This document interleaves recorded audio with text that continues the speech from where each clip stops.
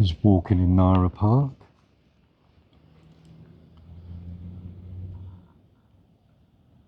And over there we can see some deer on the hill.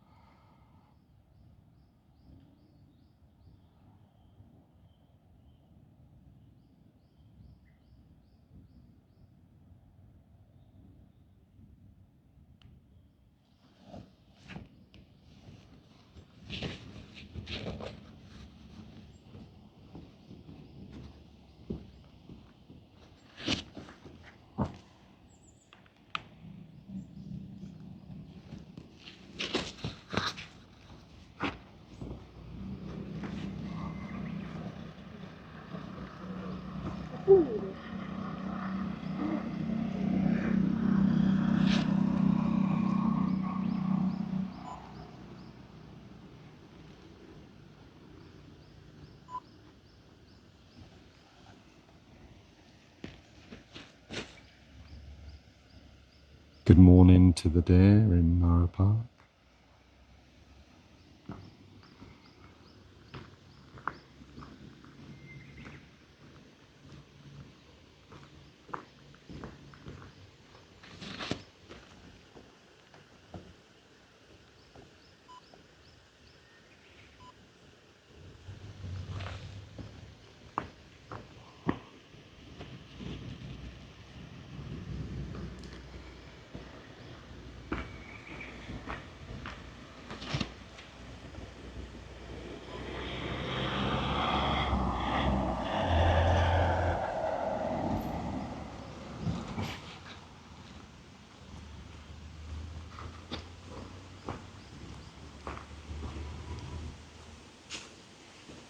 This is day 21 of a trip into Japan with my family.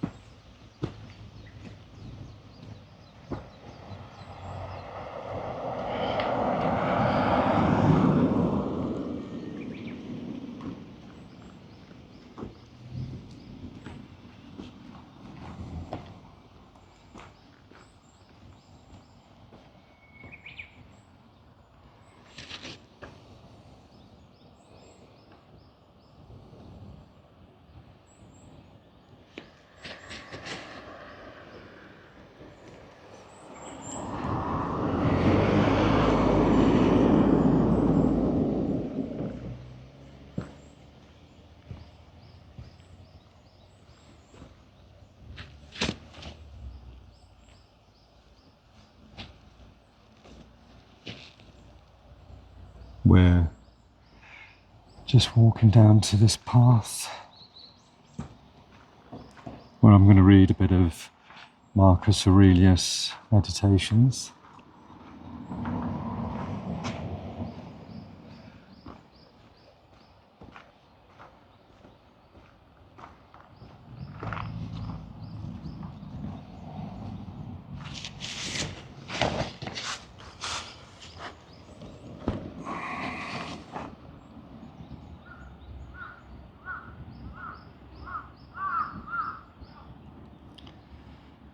Hopefully the sound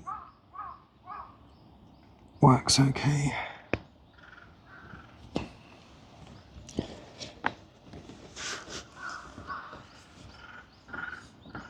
This is meant to be a bit of a sleep aid. Let's see if anyone falls asleep listening to this.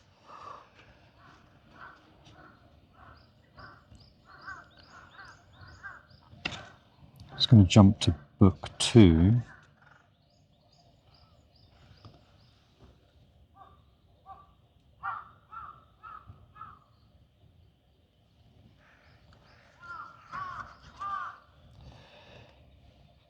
When you wake up in the morning, tell yourself, the people I deal with today will be meddling,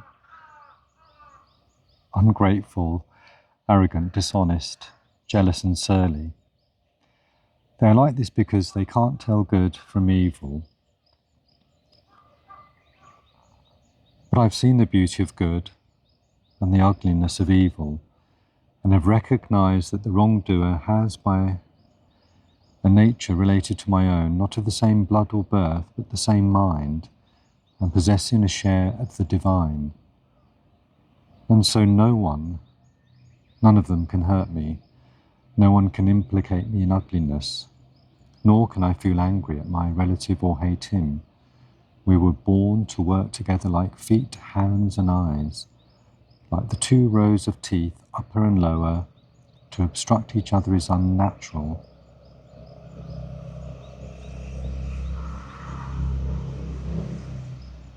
To feel anger at someone, to turn your back on him, these are obstructions.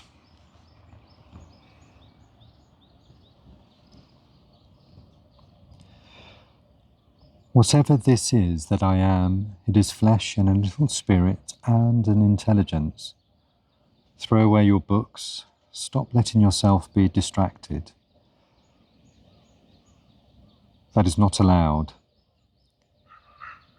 Instead, as if you were dying right now, despise your flesh, a mess of blood, pieces of bone, a woven tangle of nerves, veins, arteries.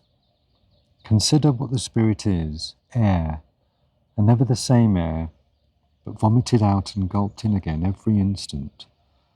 Finally, the intelligence. Think of it this way. You're an old man. Stop allowing your mind to be a slave, to be jerked about by selfish impulses, to kick out against fate in the present, and to mistrust the future.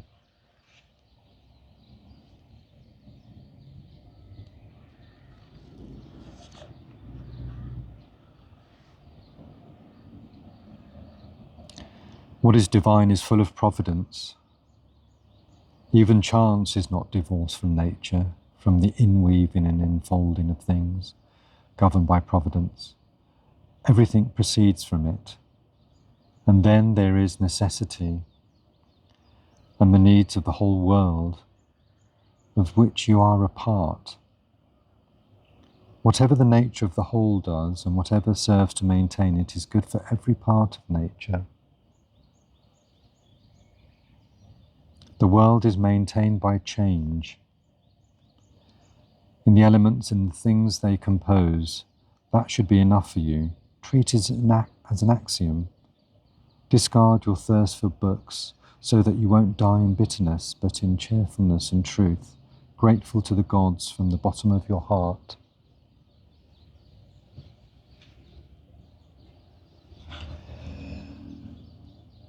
Remember how long you've been putting this off, how many extensions the gods gave you, and you didn't use them.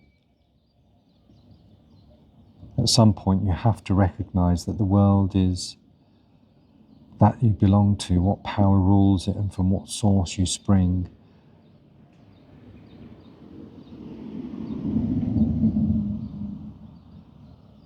That there is a time limit to the time assigned you, and if you don't use it to free yourself, it will be gone and will never return. Concentrate every minute like a Roman, like a man, on doing what is in front of you with precise and genuine seriousness, tenderly, willingly, with justice, and on freeing yourself from all other distractions. Yes, you can.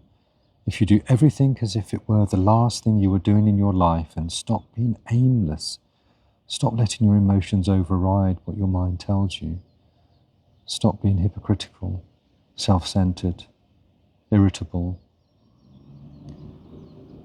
You see how few things you have to do to live a satisfying and reverent life? If you can manage this, that's all even the gods can ask of you. Yes, keep on degrading your soul, yourself, your soul, but soon your chance at dignity will be gone. Everyone gets one life, yours is almost used up. And instead of treating yourself with respect, you have entrusted your own happiness to the soul of others.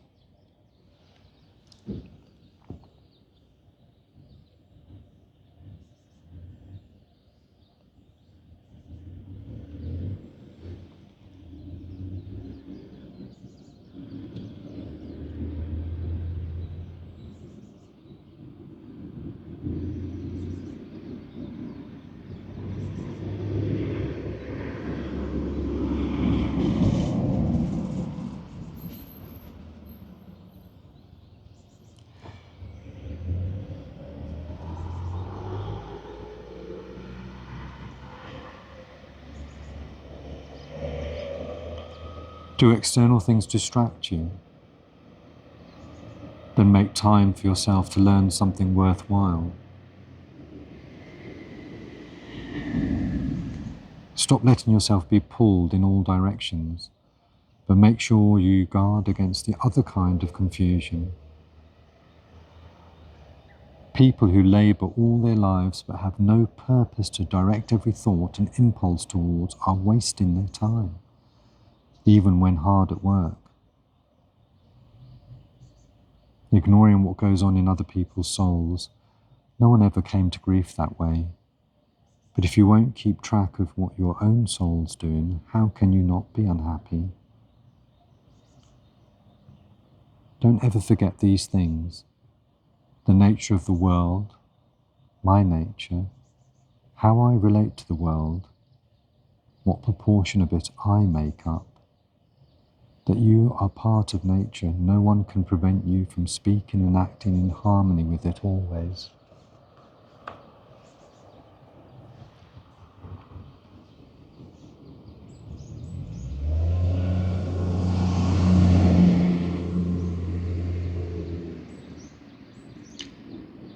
In comparing sins the way people do,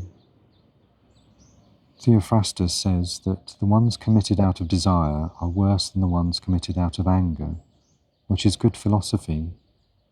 The angry man seems to turn his back on reason out of a kind of pain and inner convulsion. But the man motivated by desire, who is mastered by pleasure, seems somehow more self-indulgent, less manly in his sins. Theophrastus is right, and philosophically sound to say that the sin committed out of pleasure deserves a harsher rebuke than the one committed out of pain. The angry man is more like a victim of wrongdoing, provoked by pain to anger. The other man rushes into wrongdoing on his own, moved to action by desire. Let's head off a bit more into the park.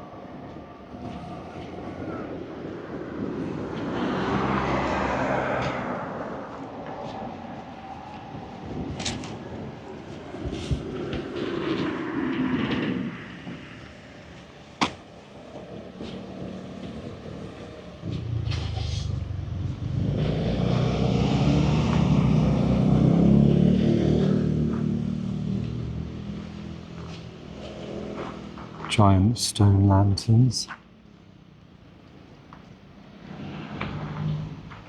It's been amazing when they were lit.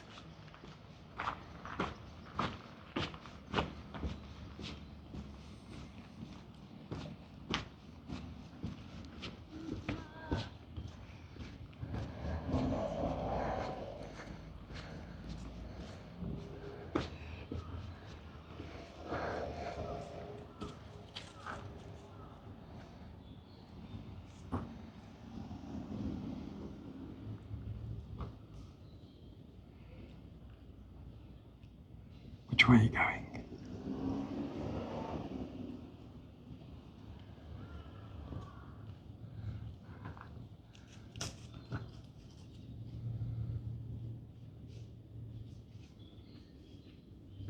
Which way are you going?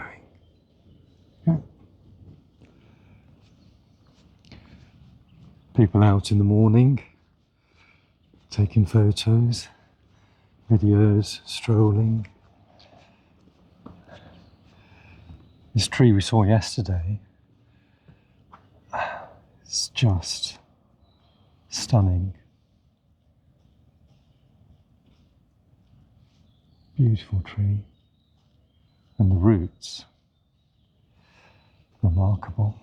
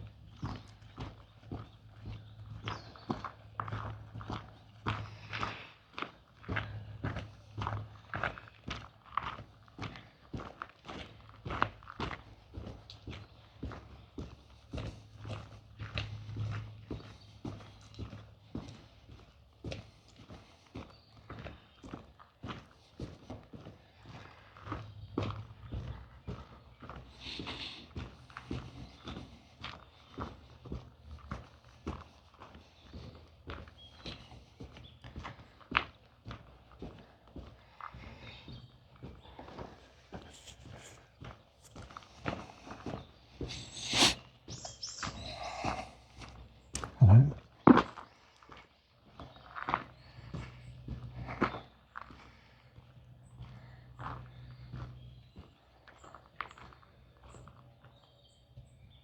Look at that. Beautiful roots.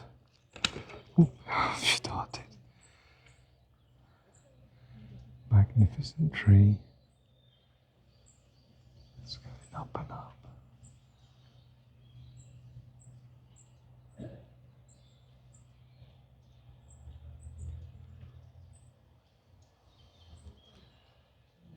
Stone lanterns. We're coming up to a vermilion Tory gate at the end of the path, and then some more steps, and that heads into some shrines where we were yesterday. So much busier around an hour or two from now.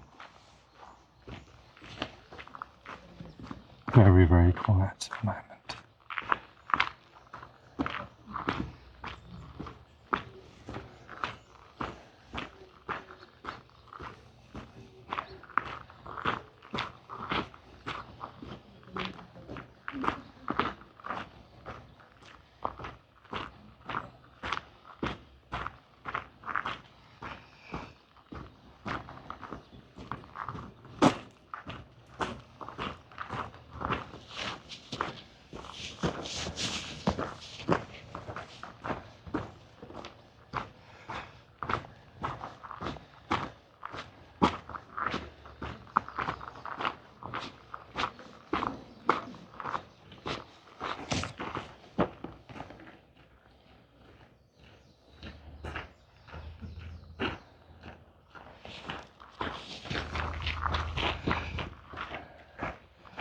Little hats on, green hats.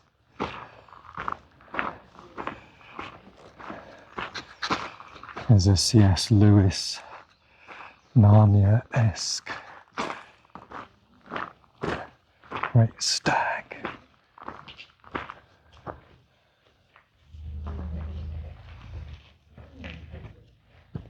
In his forest.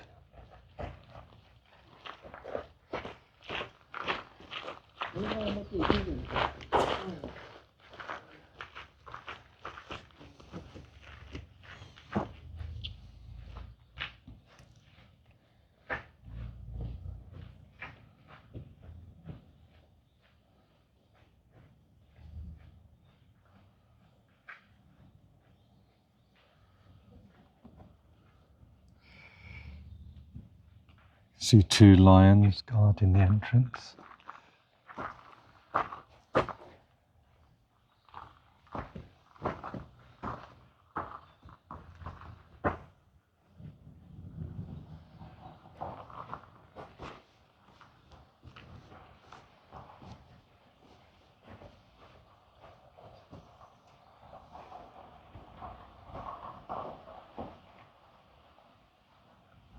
Beautiful stone lanterns again. Vermilion Tory gate.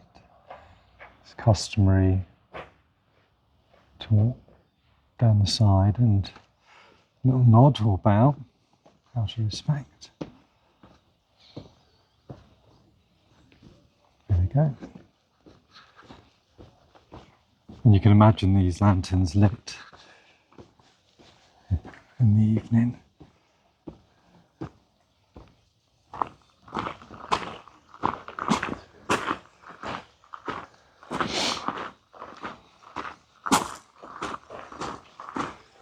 Path up there. Let's see this one. Up to a shrine, Shinto shrine. This way the Chinese look after nature. Japanese, sorry, look after nature.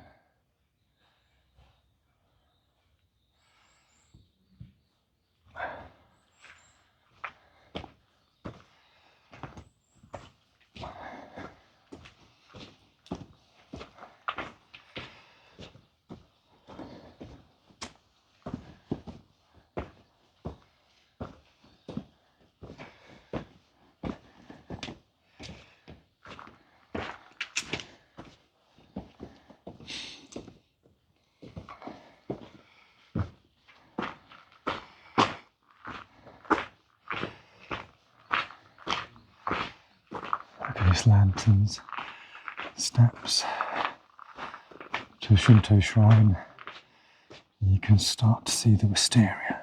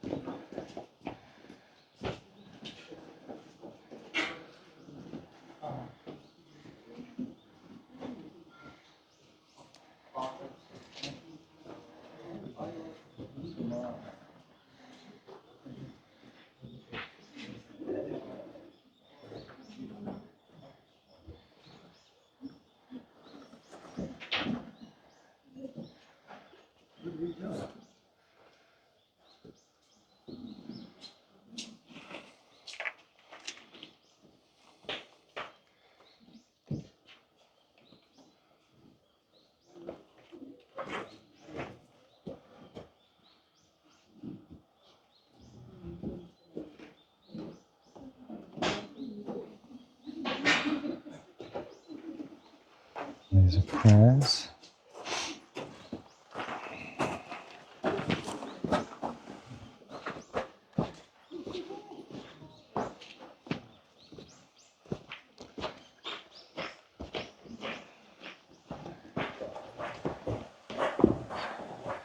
See a priest raking the gravel in the morning.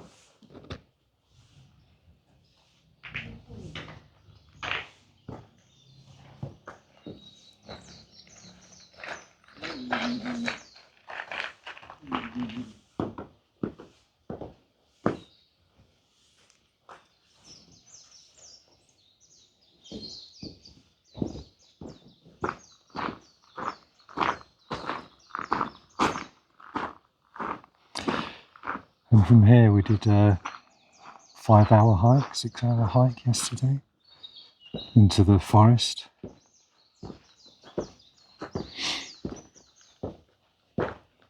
And to climb the local hill.